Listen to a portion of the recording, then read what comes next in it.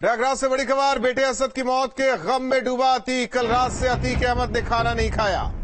तो प्रयागराज से बड़ी खबर। बेटे असद की मौत के गम में डूबा अतीक। कल रात से अतीक अहमद ने खाना नहीं खाया। उसने पुलिस से बोला, मुझे मेरे बेटे की मिट्टी में जाने दो। माफिया अतीक और अशरफ का रो रो कर बुरा हाल। लॉकअप में बंद अतीक और उसका भाई अशरफ।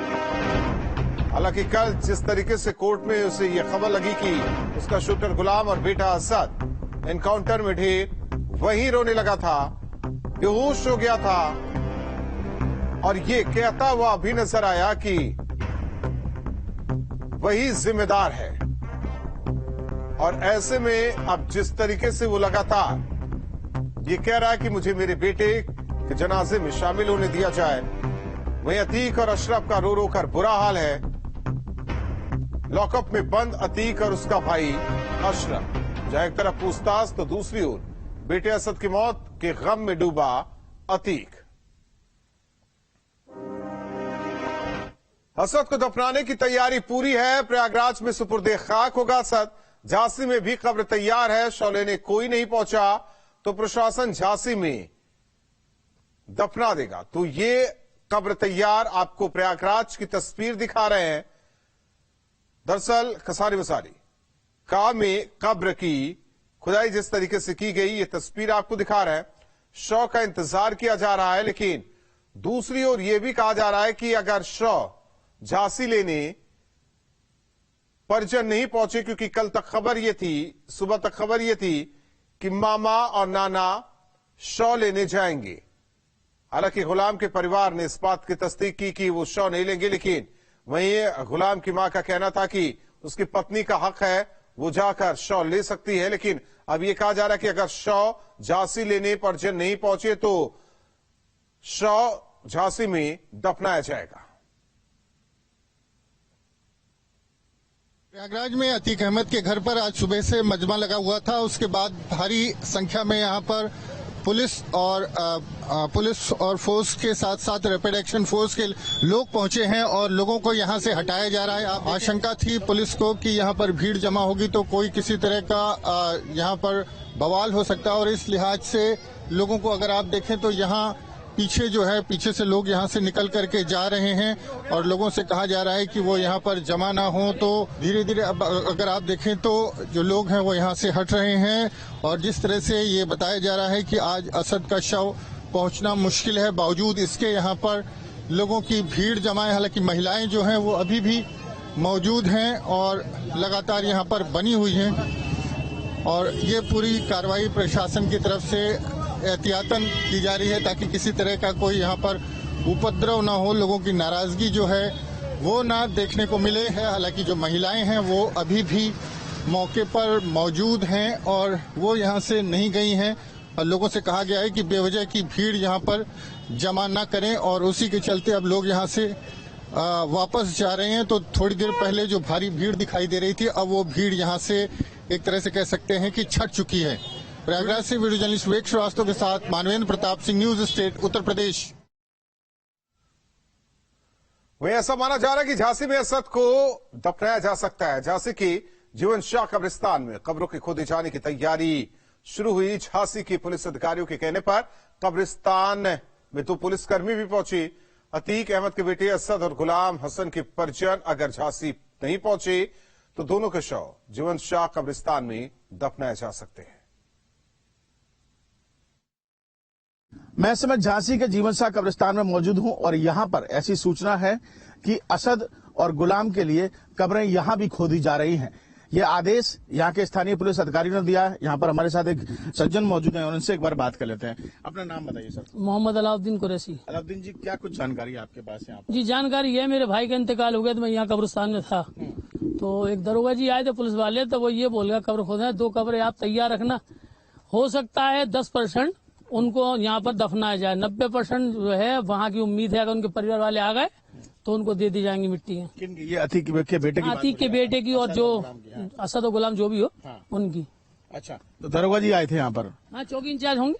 अच्छा, वो बोल के 2 कब्रें खोद के रखना, 10% ला सकते हैं। उम्मीद है 10% दे सकते हैं अगर जैसे उनके परिवार वाले ना आए तो। जी, तो कहाँ पर खोदने की बात हो रही है? कुछ अभी नहीं, ये कोई तय नहीं है। जहाँ जगह खाली होगी वहाँ खोद दी जाएगी। ये मतलब फिक्स नहीं रहता कहाँ खोदी जाएंगी।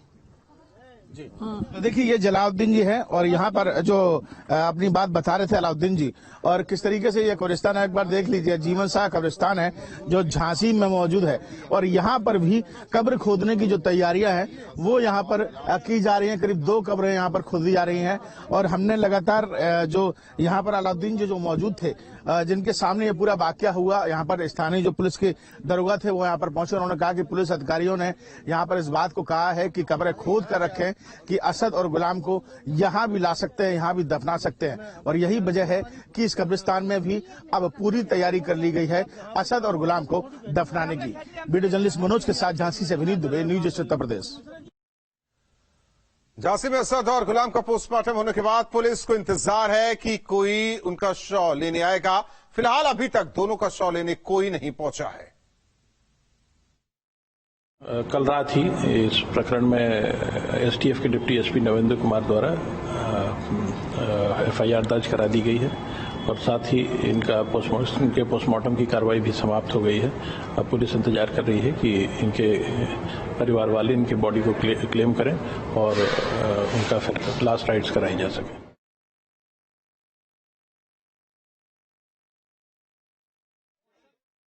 कल मैं जब 1:30 बजे इमरजेंसी में 1 बजे के आसपास राउंड ले रहा था तो पुलिस वहां पर 2 लोगों को लेके आई थी। एक का नाम असद था, एक का नाम गुलाम था। 2 एम्बुलेंस पर आई थी, क्रमशः 2 एम्बुलेंस आई थी। और सबसे पहले तो जब हम लोग हमारी टीम ने पहले उनको देखा, उनको पल्स, बीपी, ऑक्सीजन, उनको सैचुरेशन नहीं था, तो पहले तो हमने उनका सीपीआर किया, ट्रीटमेंट स्टार्ट किया। फिर 15-20 मिनट के बाद जब देखा कि उनको रिवाइव नहीं हो सकते हैं और ब्रेन डेड हो चुके हैं, पीपल्स डायरेक्ट हो चुके हैं, ईसीजी करके देख लिया था, कार्डियक एक्टिविटी नहीं थी, तो फिर उनको ब्रेन डेड डिक्लेयर किया। फिर उनके होल बॉडी एक्सरे कराए गए। उसके बाद फिर उनको पोस्टमार्टम हाउस भेज दिया गया। पोस्टमार्टम की कार्रवाई हुई, रात को 1 बजे से चालू हुई, रात को फिर 2 बजे तक चलती रही। और प्रयागराज से हमारे सहयोगी मानवेंद्र प्रताप सिंह लाइव जुड़े हैं। मानवेंद्र, क्या कुछ अपडेट?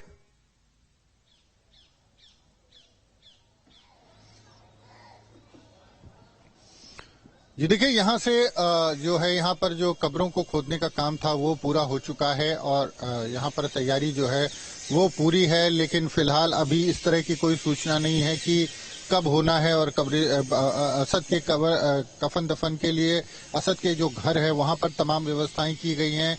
बावजूद इसके कोई जिम्मेदार व्यक्ति सामने आकर के ये कहने को तैयार नहीं है कि कौन असद के शव को लेने गया है और क्या आगे का कार्यक्रम है, क्योंकि ज्यादातर लोग घर के या तो जेल में हैं या तो फरार चल रहे हैं, महिलाएं तक फरार हैं। तो ऐसे में सवाल इस बात का है, ये चर्चा थी कि असद के नाना और मौसा जाएंगे वहां झांसी और शव लेकर के आएंगे, लेकिन अगर वो लोग भी वहां पर नहीं पहुंचे हैं तो निश्चित तौर पर एक तरह से कह सकते हैं कि इस बात की संभावना कम ही है कि आज वो शव यहाँ पर आ पाएगा।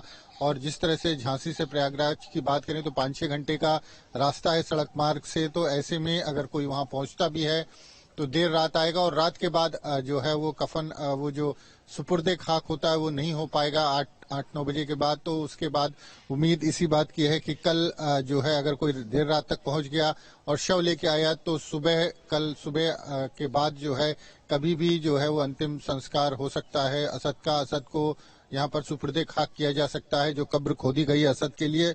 लेकिन दूसरी तरफ गुलाम के लिए इस तरह की कोई तैयारी नहीं दिखी। गुलाम के घर वालों ने, गुलाम की मां ने और भाई ने कल ही हमसे बात की थी और कहा था कि वो शव को लेने नहीं जाएंगे। इस बात की भी चर्चा थी कि असद की पत्नी, माफ कीजिएगा, गुलाम की पत्नी सना वो जाएगी उनका क्या नाम है शव लेने के लिए, लेकिन उस तरह की भी कोई सूचना आई नहीं। तो ऐसे में इस बात पर, इस पूरे विषय को लेकर अभी भी एक तरह से कह सकते हैं सस्पेंस बरकरार है कि आखिर इन दोनों शूटर्स का अंतिम संस्कार कहाँ होगा और कौन इनकी बॉडी क्लेम करने के लिए झांसी पहुंचेगा। और जिस तरह की तस्वीर बनी हुई है, रात से इस तरह की खबर आ रही है कि असद के परिवार वाले, रिश्तेदार निकल चुके हैं, लेकिन अभी तक कोई वहां झांसी पहुंचा नहीं। तो ये अपने आप में हैरान करने वाली बात है। जी राहुल। मानवेंद्र, दूसरी ओर अगर पूछताछ को लेकर अपडेट की बात करें तो क्या कुछ, क्योंकि एक तरफ यूपी एसटीएफ की पूछताछ, दूसरी ओर धूमनगंज पुलिस की पूछताछ, वहीं अब जो आतंकी कनेक्शन सामने आया यूपी एटीएस की पूछताछ।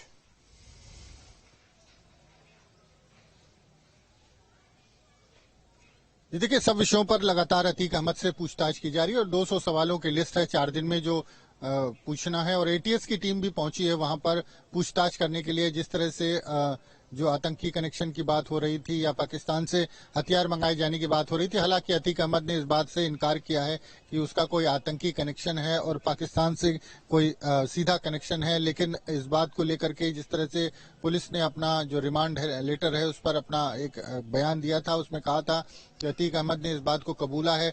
तो पुलिस और एटीएस और एसटीएफ सब इस एंगल